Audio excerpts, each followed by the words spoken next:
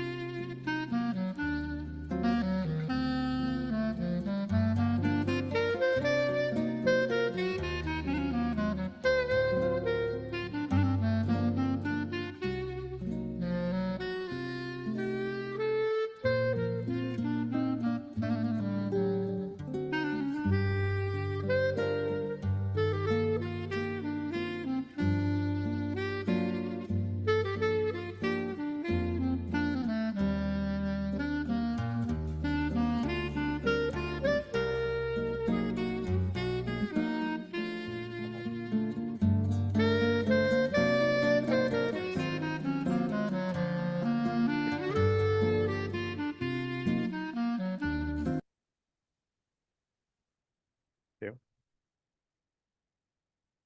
Bom dia a todos que estão presentes e online. Então, é com prazer que a gente tem mais um Intramuros da Unidade de Neuroendocrinologia e vamos contar com a palestra do Rafael Locke Batista, que vai falar sobre um tema muito interessante, né? Os tumores hipofisários gigantes, que são bem peculiares do ponto de vista clínico, e a visão molecular atualizada dessa questão. Obrigada. Boa aula, Rafael. Então, bom dia a todos. Vamos começar a reunião Intramuros. Hoje o nosso tópico é sobre os adenomas hipofisários gigantes. Os adenomas gigantes, na verdade, eles não têm uma classificação por subtipo, no sentido de ser funcionante ou não. Eles são um subtipo tanto dos funcionantes quanto dos não funcionantes. O nosso grande foco aqui, dentro dos gigantes, que é o que a gente vai mostrar, são os tumores hipofisários gigantes não funcionantes. A ideia da gente revisar, né, revisitar ou visitar até pela primeira vez vários aspectos dessa característica tumoral partiu de um caso que a gente acompanha aqui, que eu vou mostrar aqui também para vocês. Não tenho conflitos de interesse em relação a essa apresentação. E para contextualizar, os tumores neuroendócrinos hipofisários, eles são tumores tipicamente benignos. Em termos de imagem, que a gente tem uma ideia de prevalência, cerca de 10% das imagens de ressonância identificam alguma imagem sugestiva de adenoma hipofisário. Eles têm tipicamente uma evolução lenta, mas o mecanismo tumorigênico, ou qual é a base molecular para o desenvolvimento desses tumores, ainda é muito pouco caracterizada, principalmente do ponto de vista dos tumores não funcionantes. Em termos de números, a incidência, né, dos tumores de hipófise é crescente, muito carregado aí pela maior prevalência, maior disponibilidade de realizar exames de imagem como ressonância, mas a incidência é em torno de 3,9 a 7,4 casos por 100 mil, com uma prevalência de tumores clinicamente relevantes de cerca de 1 a cada 1.000 casos, 1.000 pessoas, né, na população geral. Então, é bastante prevalente. Os prolactinomas e os tumores não funcionantes são os subtipos mais frequentes, entre esses que são clinicamente relevantes. Então, esses clinicamente relevantes têm essa prevalência de cerca de 1 para 1.000, né? E aqui, né, clinicamente relevante significa ter algum tipo de intervenção, ou mesmo que seja uma observação clínica seriada, um acompanhamento a pelo menos médio prazo para esses casos. Mas tem um subtipo, além desses, ou que está incluído dentro dos clinicamente relevantes, que são aqueles que a gente conhece hoje como tumores agressivos, e que a prevalência também não é tão baixa, é cerca de 1 caso a cada 20 mil. E esses casos realmente são casos mais desafiadores de poder tratar. Quando a gente tem um tumor que é classificado como agressivo, o que a gente tenta, isso de uma maneira geral em oncologia, é avaliar prognósticos relacionados a essa condição.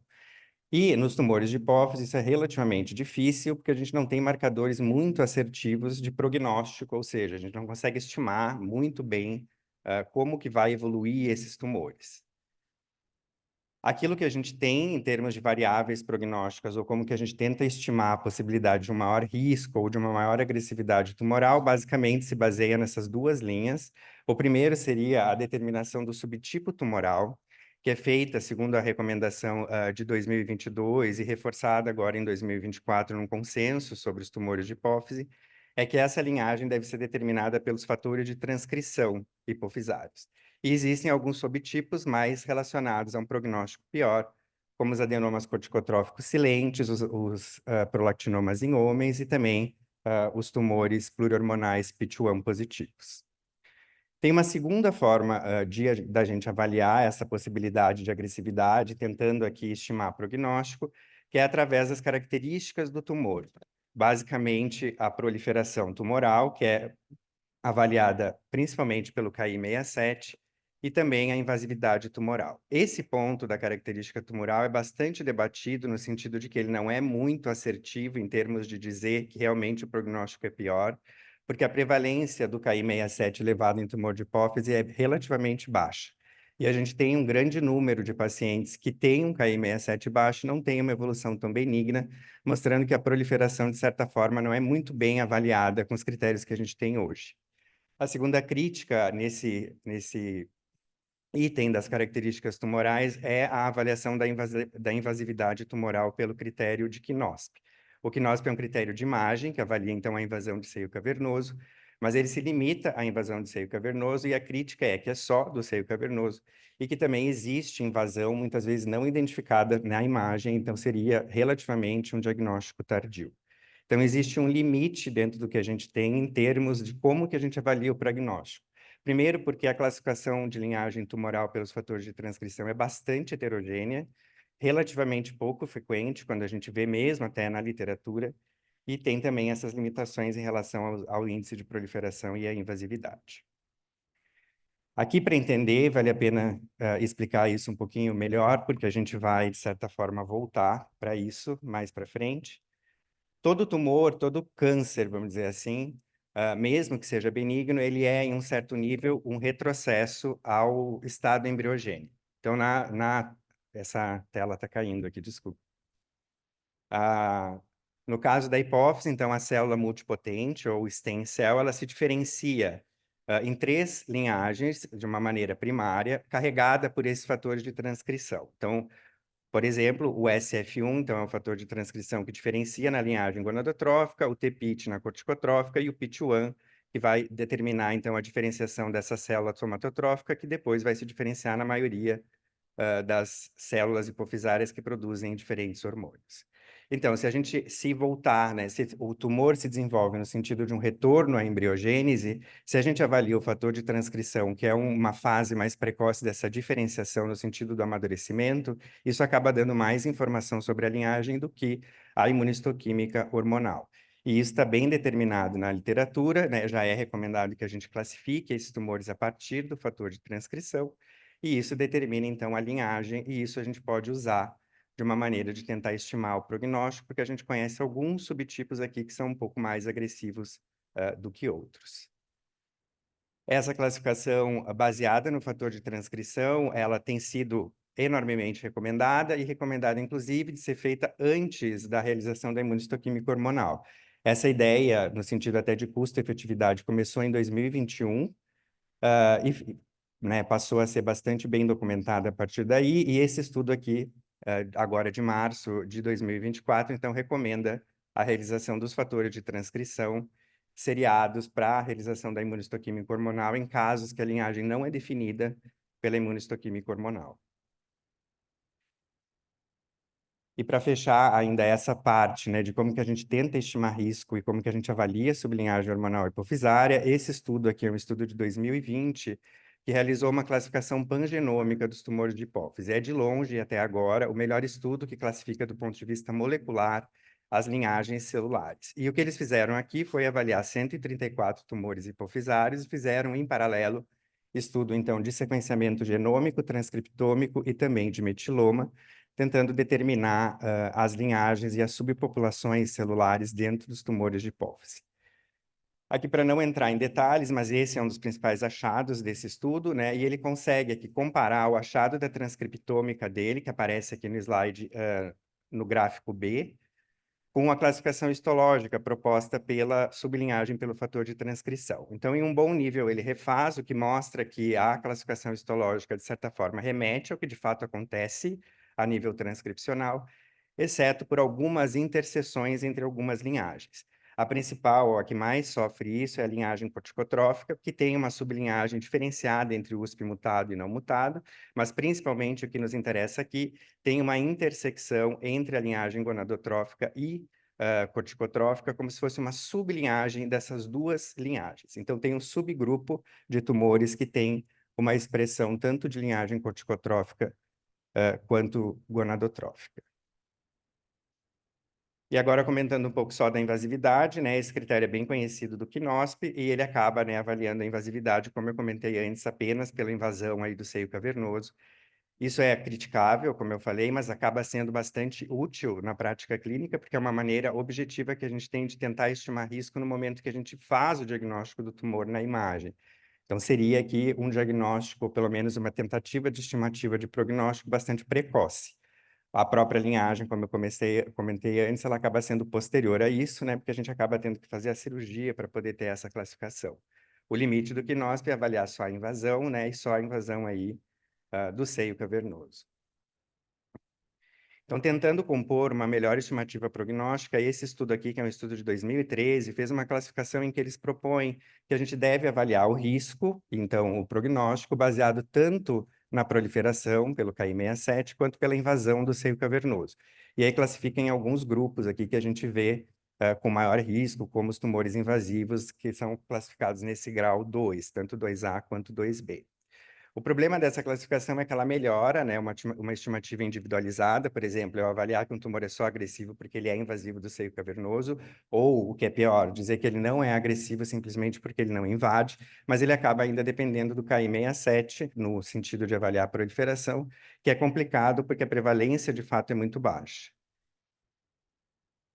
Tentando, então, fazer um critério diagnóstico, ou pelo menos uma definição um pouco mais documentada do que seria um adenoma agressivo, esse grupo, que é da Sociedade Europeia de Endocrinologia, utilizou esses critérios para determinar um tumor hipofisário como agressivo. Então, eles consideram que o tumor tenha invasão, classificada aí pelo KNOSP 3 ou 4, tenha, né, a evidência por imagem de crescimento rápido, que seria 20% do volume tumoral em 6 meses, ou um crescimento apesar de uma terapia otimizada.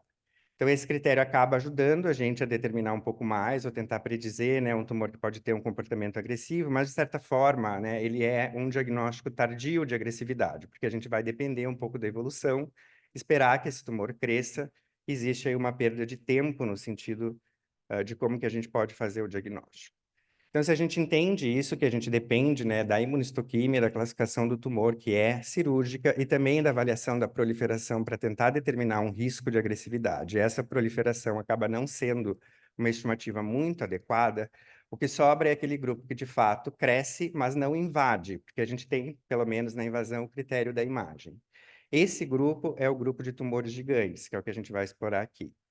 Em termos de classificação, ou o que determina um tumor a ser gigante, é aqueles tumores que têm um diâmetro máximo, pelo menos um, com uma medida maior de 4 centímetros. E esses tumores podem ser tanto funcionantes quanto não funcionantes, embora não funcionantes tenham uma prevalência bem mais alta entre os gigantes.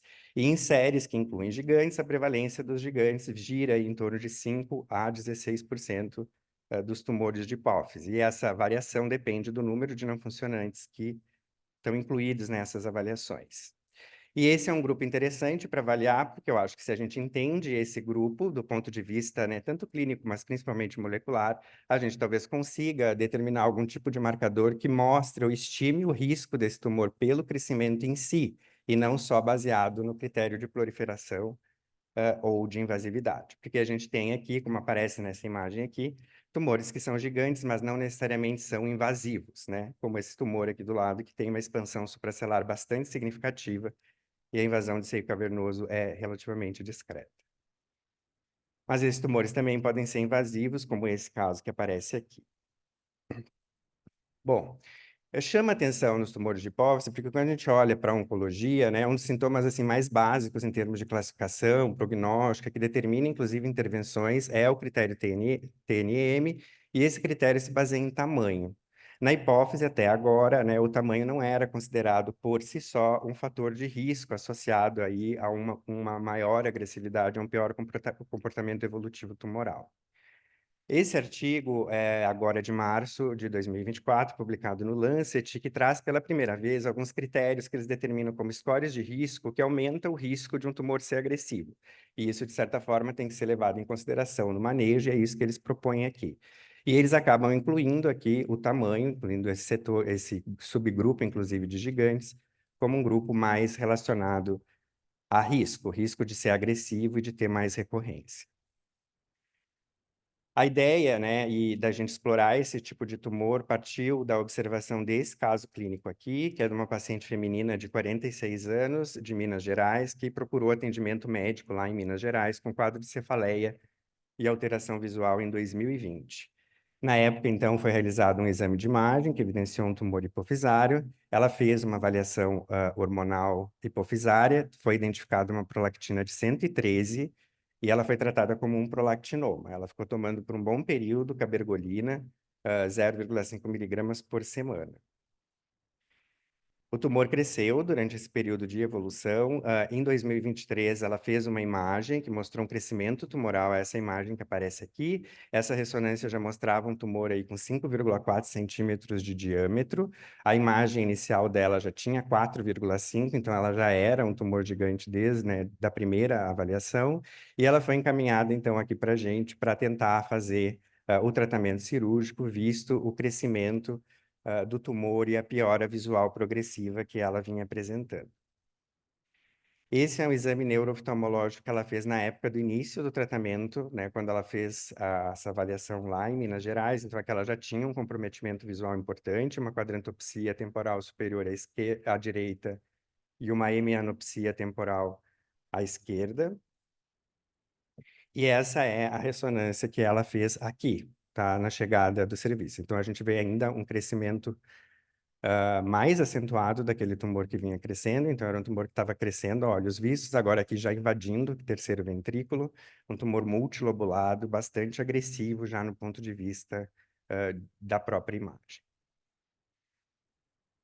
Bom, vendo esse caso, né, e entendendo que talvez explorar os gigantes a gente consiga dar algum tipo de variável que os critérios que a gente tem hoje de agressividade, baseado no subtipo e baseado no índice de proliferação, acabam não conseguindo fazer, a gente decidiu, num primeiro momento, revisar a literatura. O que que tem, né, de tumores gigantes na literatura para a gente entender um pouco como que eles funcionam, em que grupo eles estão, o perfil desses pacientes.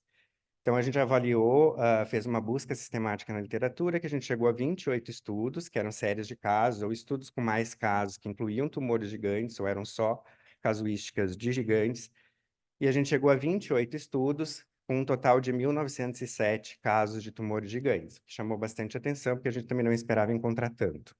E aí a gente avaliou quantos desses eram não funcionantes, para ter uma ideia da prevalência de não funcionantes entre os gigantes, e foram 1.393 casos, o que dá 73% dos casos, né, de tumores gigantes reportados na literatura, como sendo tumores de fato não funcionantes.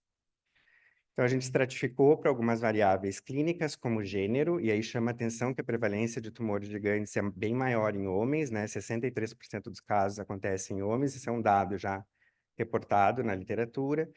Mas um dado que é interessante é que existe uma possibilidade de ressecção cirúrgica total, tá? Quando a gente avalia esse desfecho cirúrgico nessas séries, aqui a gente excluiu séries de casos de tumores gigantes que incluíam só prolactinomas, por conta de que não necessariamente eles faziam esse tratamento cirúrgico, mas a gente viu que tem um percentual até bastante significativo de ressecção completa, de 42%, mesmo nos tumores gigantes, que é relativamente animador. E aí a gente tentou ver dentro daqueles que tinham, né, esse relato de invasividade, né, que é um dado até bem consistente na literatura, e a gente viu que a gente tem 60% deles sendo invasivos, mas 40% não, o que reforçou aquilo que a gente acreditava, né, de que o crescimento não necessariamente tem a ver com a invasão, e que explorar o crescimento pode ser interessante no sentido de tentar determinar um risco isolado. Avaliando todos esses casos, né, esses 1.373 de tumores gigantes da literatura não funcionantes, em termos de desfecho, existe uma melhora visual pós-cirurgia de até 73%, em média, né, dos dados de todos eles compilados, e o relapso tumoral, o relapso aqui significa, né, tanto crescer de novo quanto a ressecção foi total, quanto crescer numa ressecção parcial que está em segmento pós-operatório. O tempo médio de segmento foi 41 meses, e esse relapso foi em torno de 17%. A mortalidade cirúrgica foi baixa, de 0,8%, e o hipopituitarismo foi em torno de 26%. Então, são taxas cirúrgicas bastante aceitáveis, de modo que não parece que eles tenham uma morbidade ou mortalidade cirúrgica maior daquilo que a gente vê para macroadenoma operado, que não é um gigante. Bom, então com isso a gente conseguiu entender, né, alguns fatores. Primeiro, que eles são bastante prevalentes, tem um número grande na literatura, o desfecho cirúrgico parece ser confortável, no sentido de ter uma expectativa, inclusive, de ressecção total, e tem algumas variáveis que caracterizam eles de uma maneira diferente do que a gente vê em não funcionante comum, por exemplo, bem mais prevalente em homens. Aí, então, a gente resolveu olhar dentro da nossa casuística, do que a gente teria de gigantes, para a gente tentar compreender isso na nossa própria realidade e tentar determinar alguns fatores no sentido de possibilidade de recidiva, né? Nenhum estudo comparou até aqui o quanto é, de fato, que os tumores gigantes recorrem mais comparando a tumores que são grandes, macroadenomas, mas não são necessariamente gigantes.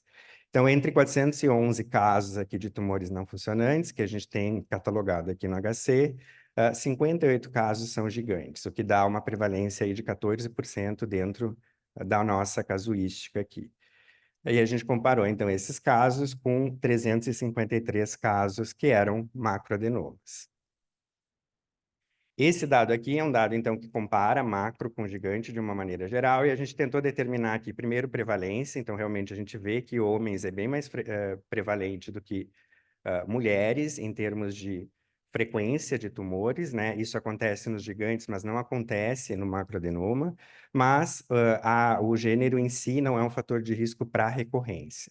A gente não identificou dentro da linhagem celular aqui, tumoral, baseado no critério hormonal, não no fator de transcrição, né? A gente não conseguiu identificar um subgrupo, pelo menos do ponto de vista hormonal, que tenha mais risco de ser gigante. Mas aí a gente fez essa Kaplan-Meier aqui, que tenta avaliar, né, o motivo dela ter sido feita é avaliar a recorrência, o relapso, como eu comentei antes. Então, a gente vê que esses tumores gigantes, de fato, relapsam mais, eles crescem mais do que um resíduo tumoral num macroadenoma. E aí a gente fez essa análise aqui de regressão na tentativa de estimar o que seria risco para recorrer. A ideia aqui era ver se o gigante era um risco. E nessa primeira análise aqui, comparando, né, o grupo total de todos os tumores, a gente viu que os tumores gigantes são risco, né, de recorrência. O ODES aqui é de 2,34, então, em geral, a gente tem, por ser gigante, não funcionante, um risco de recorrência pós-operatória de 2,3 vezes maior. Mas o ACTH silencioso, que também é um subgrupo, né, como eu comentei lá no começo, relacionado a maior risco, também se mostrou um fator de risco para relapso, né? Esse risco aqui é de 3 vezes maior do que comparado às outras linhagens. Aí, então, a gente resolveu avaliar se esse risco se mantinha quando a gente isolava a linhagem gonadotrófica. O motivo disso é porque os tumores não funcionantes, a grande maioria deles, são de linhagem gonadotrófica. Isso a gente fez para entender essa frequência baseado nessa prevalência e também para isolar o fator do ACTH também, né, sem um fator de risco para recorrência. Aí aqui a gente vê, são só os tumores, então, de linhagem gonadotrófica dentro da nossa própria coorte aqui de tumores não funcionantes. A gente vê que mantém essa diferença de gênero, então homens são bem mais prevalentes do que mulheres, no sentido de ter tumores gigantes. Existe essa maior frequência de relapso, comparando os gigantes, que é mantida dentro dessa linhagem aqui gonadotrófica, e a análise de regressão aqui isola o fator do gigante dentro dessa linhagem gonadotrófica como um fator de risco aqui com olhos de 2,84. Então, aqui dá para concluir que o risco parece ser independente de tipo.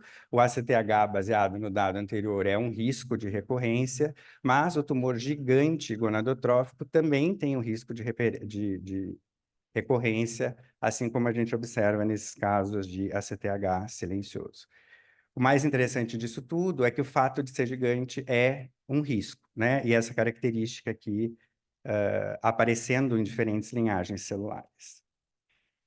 Bom, então, com isso, a gente tentou avaliar, né, procurar como que a gente poderia entender o mecanismo molecular por trás desse crescimento, né? O que que faz um tumor ser gigante? Eu acho que boa parte, talvez, do atraso de tentar incorporar ou de valorizar o critério do crescimento no tumor de hipófise vem de um pensamento de que o que cresceu ou o que é gigante foi o tumor que cresceu mais e teve um diagnóstico tardio.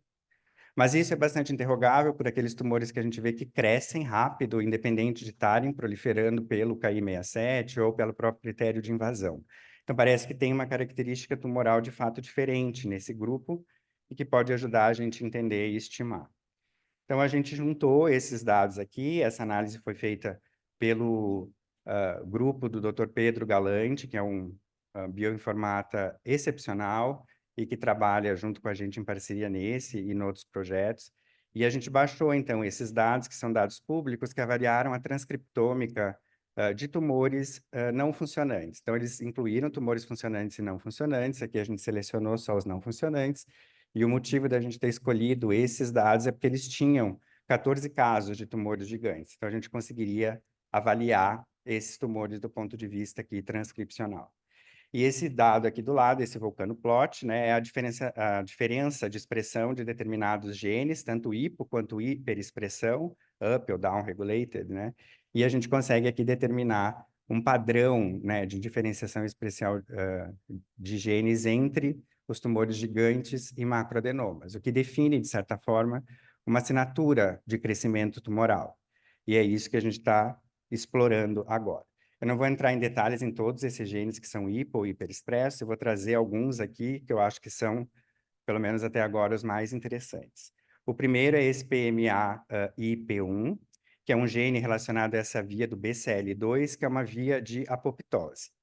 Esse gene, ele produz uma proteína, que é uma proteína que depois de transcrita, ela é quebrada e se transforma em pequenas proteínas. A mais importante é essa proteína do tipo chamada, né, de Noxa, que é a proteína de fato que tem relação com a apoptose. E esse gene acabou sendo interessante para a gente, porque a gente foi daí de gene a gene tentando entender quais deles teriam um maior sentido, um maior significado dentro daquilo que já era descrito como função desses genes. E a gente chegou nesse estudo aqui, extremamente interessante, é um estudo publicado na Cell Reports em 2023, que avaliou, né, a conclusão deles, inclusive, que está aí no título, é que os adenomas hipofisários de doença de Cushing, eles evadem a apoptose via a desregulação da Noxa, que é essa proteína relacionada a esse gene que a gente também identificou.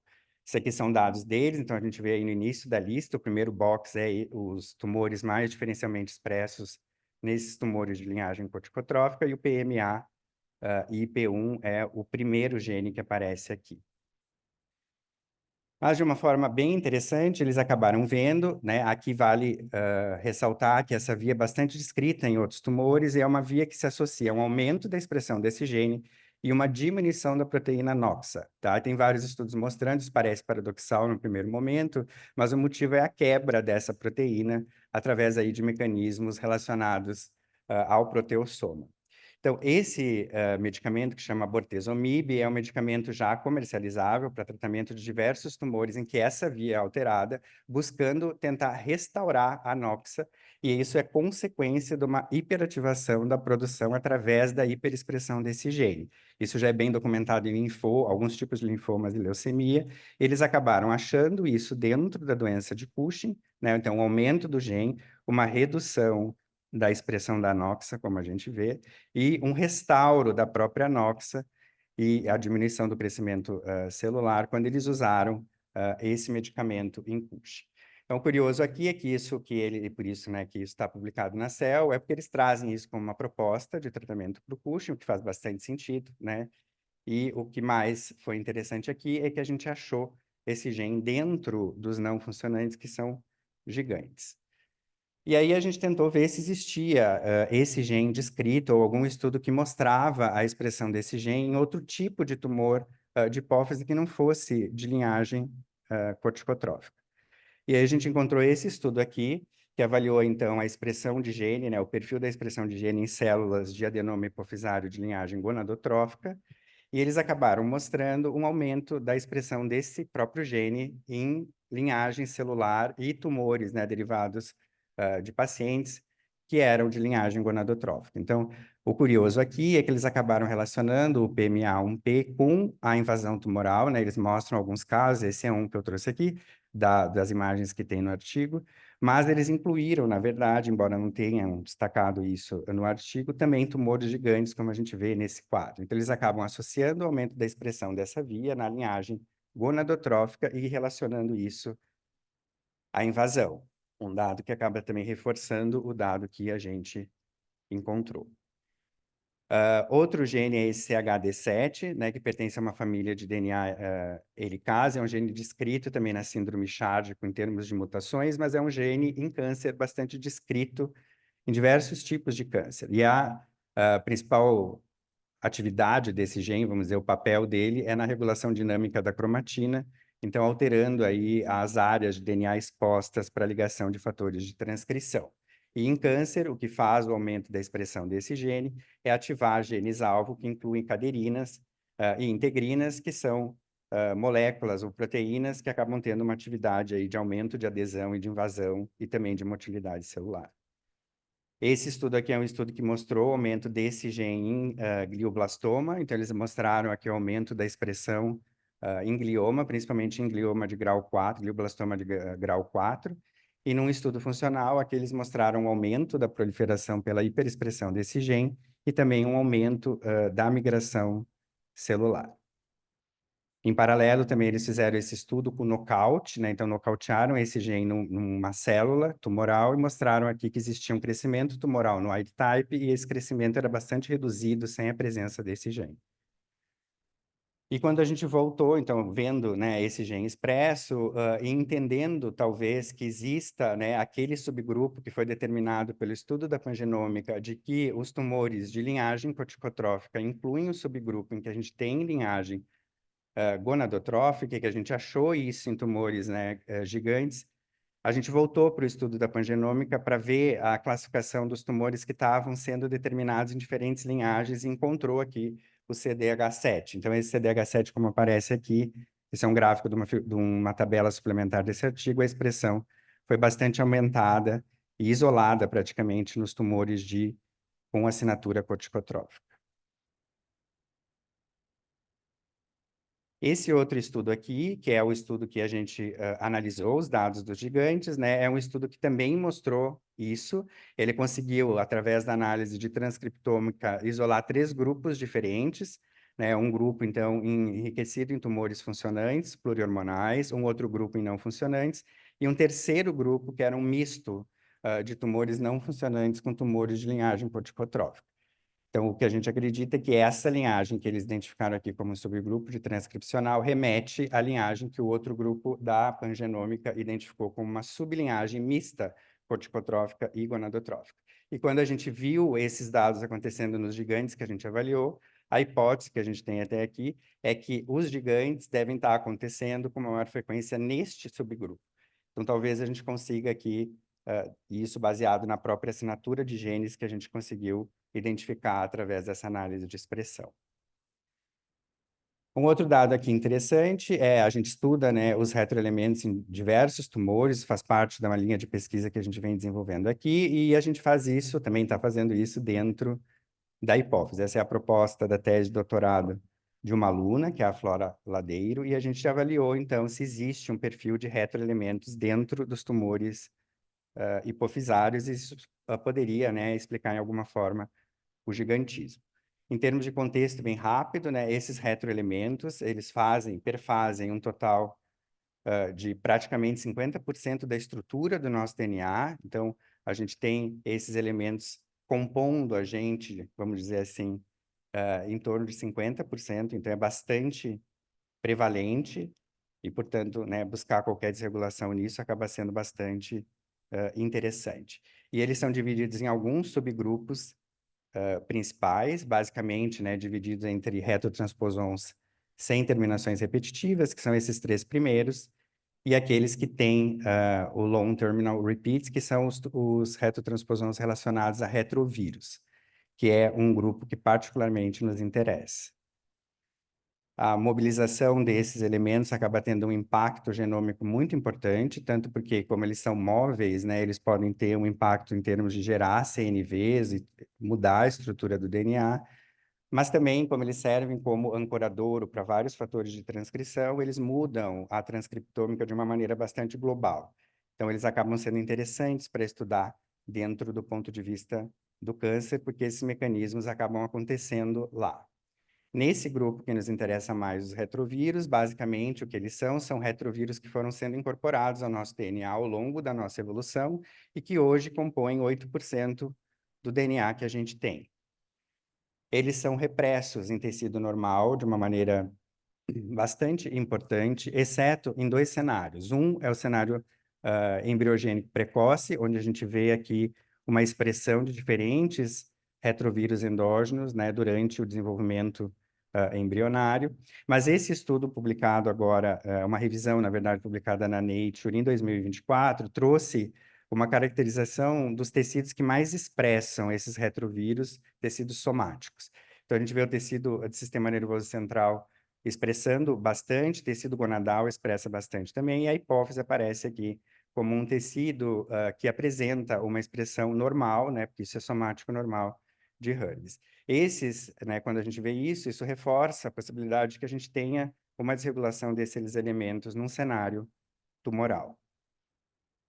E o interessante de explorar isso é o potencial que isso traz, né, porque Hurwitz são vírus, a expressão desses vírus ativa uma resposta imunológica que, em termos de tanto de perspectiva de tratamento para o câncer, quanto de entender essa regulação dentro do cenário oncológico, é bastante interessante e tem diversas terapias já desenvolvidas baseadas nesses retrovírus, desde vacina terapêutica até CAR T-cell terapia, baseada, então, na sequência e na hiperexpressão desses retrovírus. Um indício prévio de que existe a mobilização desses elementos dentro de tumores hipofisários veio também do estudo da pangenômica. Esse estudo aqui de 2020 que eu mostrei antes, eles mostram um dado de aumento da expressão de elementos móveis. Isso aparece bastante importante, né, na linhagem PIT1, que é o que aparece nos gráficos aqui. E isso foi muito interessante, tá no dado, está inclusive isso no próprio abstract do estudo, mas eles exploraram isso muito pouco dentro do artigo e não subcategorizaram que tipo de elemento móvel que estava sendo expresso, e isso acabou passando relativamente batido dentro desse artigo. Então, aqui fuçando nos materiais suplementares, né, o que tinha de dado mostrando a expressão e filtrando esses elementos para os retrovírus, a gente identificou, isso está dentro do material público desse artigo, os subtipos de retrovírus que eles encontraram, tanto hipo quanto hiperexpresso nessa linhagem, então confirmando aí essa hipótese de que os retrovírus de fato acontecem aqui também. E aí a gente resolveu, então, fazer isso dentro, né, desses tumores que a gente avaliou, a transcriptômica e que eu mostrei, a expressão diferencial gênica entre gigantes e macro, se existia alguma desregulação de expressão de retrovírus, e a gente encontrou esses aqui. Então, existe essa desregulação, parece existir nos gigantes, comparado ao macro, um perfil de assinatura gênica, como eu mostrei antes, mas também aqui de assinatura de diferença de transcrição de retrovírus, o que abre aí toda a possibilidade, caso, né, a gente confirme isso, de botar os tumores de hipófise, pelo menos os gigantes, numa perspectiva de terapia baseada em HER2, que é uma linha cada vez mais crescente na oncologia. Bom, e agora, revisando um pouco para finalizar, o que a gente tem de perspectivas ou de resultados, e aqui é um pouco para mostrar o que a gente pode ter de expectativa em relação ao tratamento. A cirurgia é o tratamento de escolha para os tumores hipofisários aqui não funcionantes gigantes, basicamente para todos, independente de ser não funcionante, a cirurgia é o tratamento de escolha. A exceção é o prolactinoma sem alteração visual. E a abordagem recomendada é a cirurgia transesfenoidal endoscópica. Tá? A cirurgia transcraniana, a abordagem transcraniana é recomendado que seja reservada para casos mais selecionados ou que eventualmente precisem de uma abordagem em 2 tempos, ou para casos de tumores multilobulados.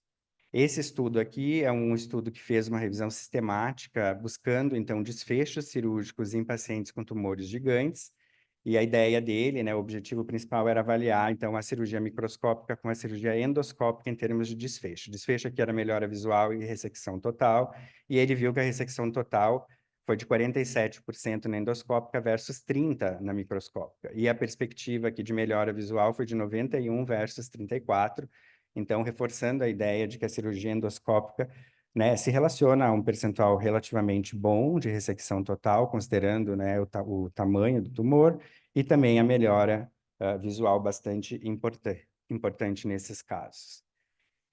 E quando a gente separa esses estudos que avaliaram desfecho cirúrgico em termos de ressecção e considera a ressecção quase total, que é aquela ressecção em que é estimada a retirada cirúrgica de mais de 90% do tumor, mas não é total, esses estudos aqui que estão nessa tabela mostraram esse desfecho e a gente vê que isso é ainda maior, obviamente, do que a ressecção total, mas uma frequência bastante interessante, chegando até 85% dos casos, o que é animador em termos de expectativa cirúrgica. Esse estudo aqui, eu trouxe ele porque ele trouxe alguns dados bastante interessantes, e depois dele, né, o estudo de 2018, vários outros estudos reforçaram esses dados, e dois dados daqui deles merecem destaque. Primeiro, porque eles subcategorizaram os gigantes em 3 tipos, então seriam aqueles com mais de 4, mas menos de 5, os que tinham entre 5 e 6, e aqueles com mais de 6. Então, ele acaba dando uma resposta de uma subclasse dos gigantes, que são esses supergigantes, que são esses tumores que têm mais de 6 centímetros, mas ele não mostrou diferença em termos de percentual de ressecção total, baseado num tumor ainda maior do que 4 centímetros, vamos dizer assim.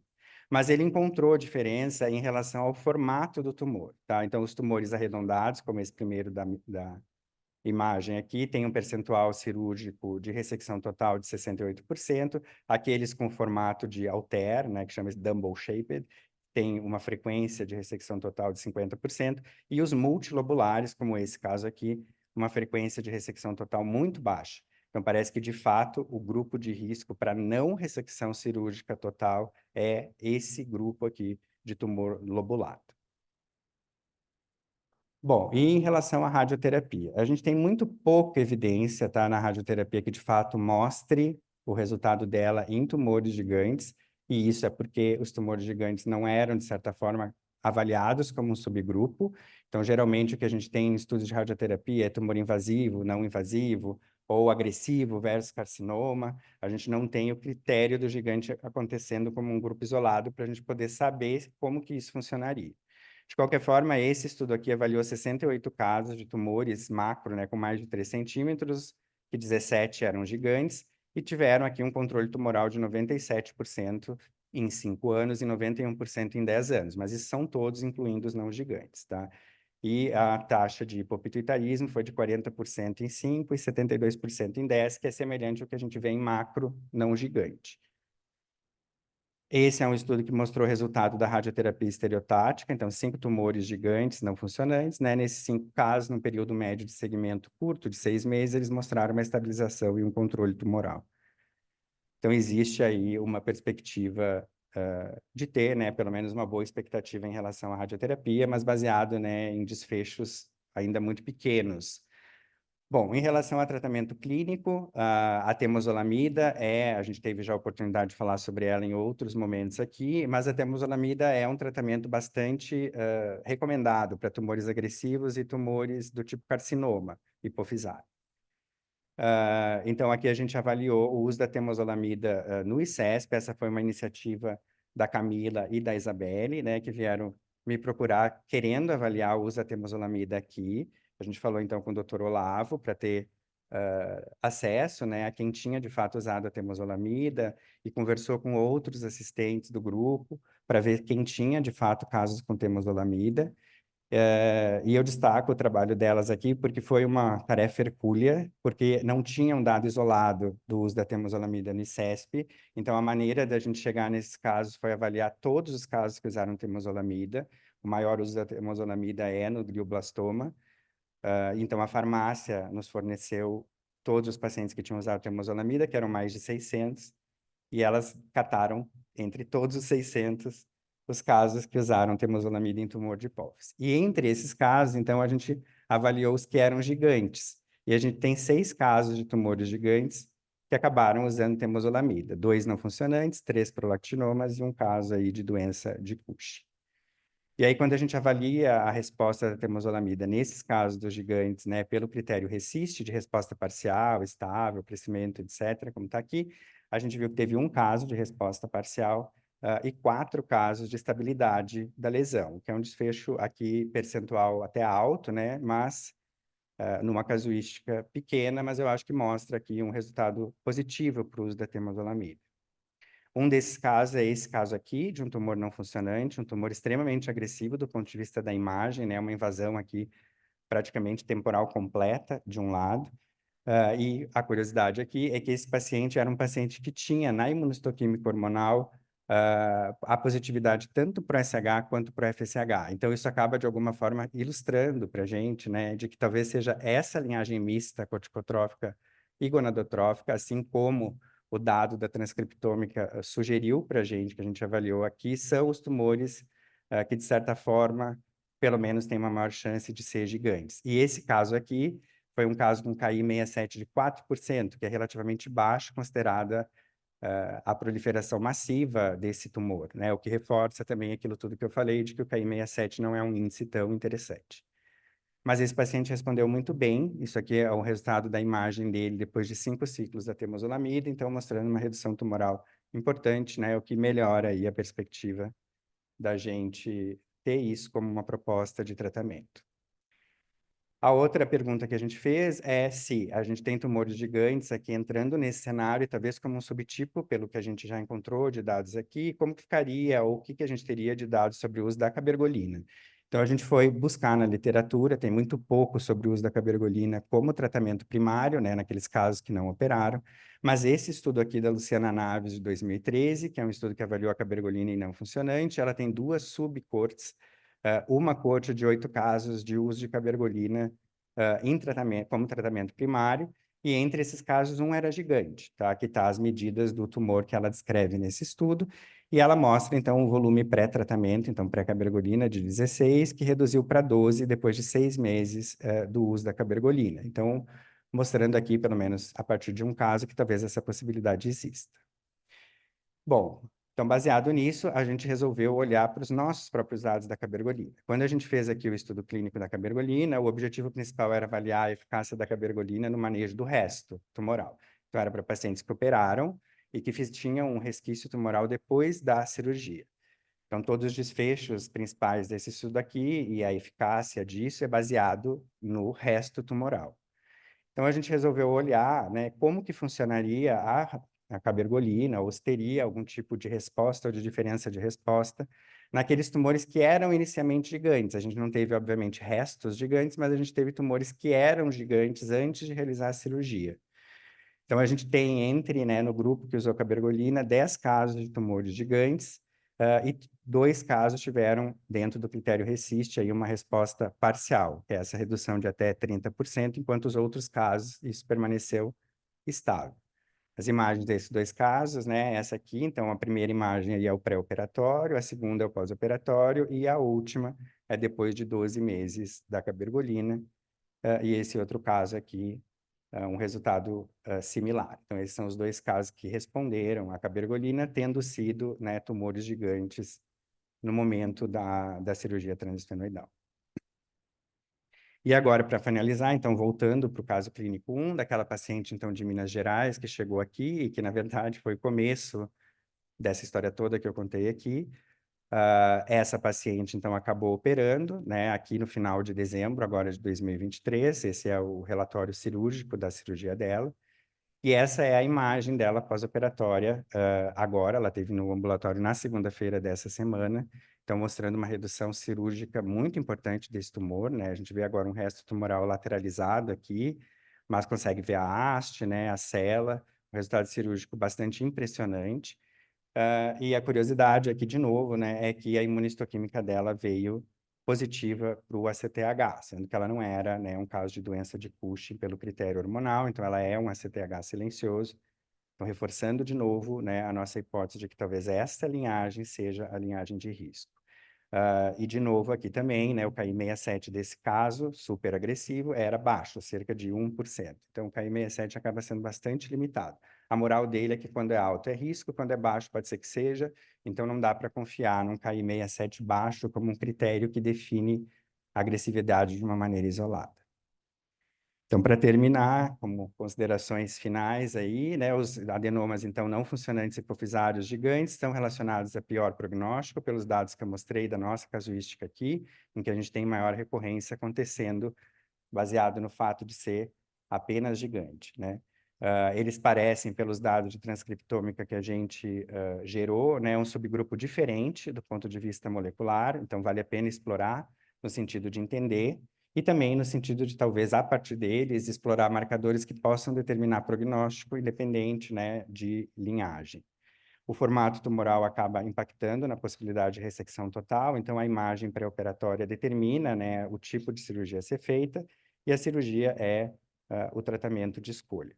O manejo é multidisciplinar, a radioterapia, muito pouco dado, mas aparentando ter uma eficácia significativa, e o tratamento medicamentoso é muito incipiente, né? Esses tumores não são reportados sobre esse ponto de vista na literatura, mas parece que existe aí uma possibilidade de, pelo menos, tentar tanto a temozolomida e talvez também a cabergoline. Mas a mensagem que interessa, né, de tudo isso é que não importa o tamanho do gigante, né, o que importa mesmo é a coragem de enfrentar, e a gente está tentando enfrentar esses gigantes aqui. E eu queria finalizar agradecendo, né, ao laboratório de bioinformática do Centro de Oncologia Molecular do Dr. Pedro Galante, também a Gabriela Guardi e a Natália D'Alessandri, que mostraram e trabalharam em todos esses dados de transcriptômica que eu mostrei aqui, fizeram as figuras, né, que eu mostrei aqui, que são parceiros já nesse e em outros projetos, e é excelente trabalhar com eles. Também gostaria de agradecer às alunas de pós-graduação, principalmente a Flora, né, que está mais dedicada. Os gigantes, na verdade, eram um braço do estudo dela, a gente também não esperava que isso tomasse essa proporção gigante, né? Mas ficou muito interessante, né, e está dando agora até um certo trabalho de como que a gente condensa isso como um subgrupo do estudo dela. Queria agradecer também a Érica, que nos ajuda demais, né, nos trabalhos moleculares relacionados aos tumores não funcionantes, ao James, que nos ajuda também nos estudos dos HERVs, a Juliana, que tem feito, né, a cultura celular desses tumores de hipófise, e a Raquel, que tem ajudado na coleta desses tumores. E a todo mundo da nossa unidade neuroendócrino, ou especialmente o Malebranche, né, que segue boa parte desses pacientes gigantes que eu mostrei aqui, e a todo mundo do Lean 42, né, que acaba também nos dando suporte, porque a gente está fazendo a confirmação da expressão daqueles genes que a gente identificou nos gigantes lá no Lean 42. E por último, né, um apelo, todo mundo está acompanhando com certeza o que tem acontecido no Rio Grande do Sul, é uma tristeza grande, e esse é um chamado da USP, né, na tentativa de quem puder ajudar com doações. Isso foi mandado para todo mundo no e-mail institucional, e se puderem ajudar, realmente vai ser bastante importante, visto, né, que a situação lá está extremamente caótica. Então é isso, fico à disposição aqui para perguntas e muito obrigado pela oportunidade.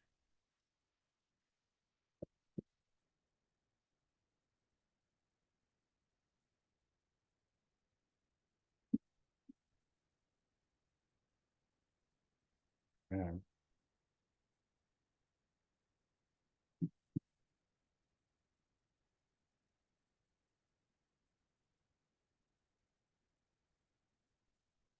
Acho que esse aqui tá, gente. Esse tá.